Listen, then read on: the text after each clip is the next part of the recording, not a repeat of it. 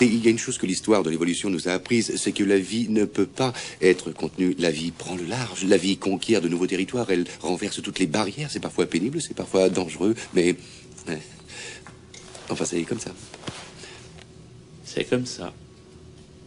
Vous insinuez qu'un groupe composé exclusivement d'animaux femelles peut se reproduire? Non, non, non, je dis simplement que la vie trouve toujours un chemin.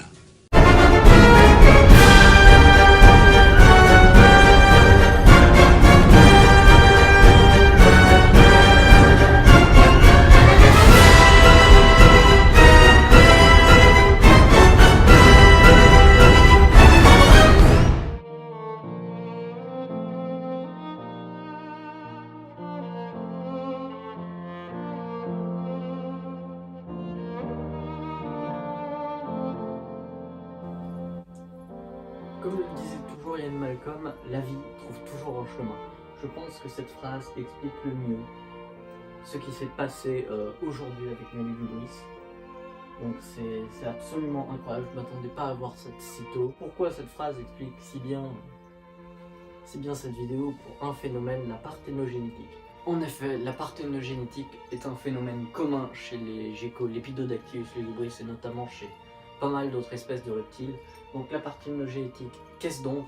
Je l'avais déjà expliqué pour ceux qui se souviennent dans ma vidéo de présentation sur les lugubris que j'avais fait à la ferme tropicale. Et là je vais l'expliquer plus en détail. C'est très simple, c'est dans un groupe d'animaux constitué que de femelles, sans mâles. Les femelles peuvent être capables, sans se reproduire du coup, vu qu'il n'y a pas de mâle, de pondre des œufs non fécondés qui peuvent éclore. Et ça, c'est absolument incroyable. Et ces œufs donneront uniquement des femelles qui seront à leur tour capables de suivre le même procédé. Et c'est absolument incroyable, sachant que je n'ai que des femelles dans ce terrarium, les mâles sont assez rares du coup à se procurer. J'ai deux femelles qui sont ici, plus deux œufs, j'espère qu'ils vont éclore. On croise les doigts. Donc voilà, je vais vous montrer les œufs plus en détail, c'est Tarpie. Le truc génial avec ces geckos quand ils pondent des œufs, par parthénogénèse, c'est que les petits seront forcément des clones de la mère. Et si vous vous demandez comment je suis sûr que ce sont bien des œufs, regardez ici, ce sont les photos tout simplement d'œufs de gecko Lepidodactylus lugubris. Donc on peut voir que c'est absolument pareil et que du coup ils font souvent des pontes par deux.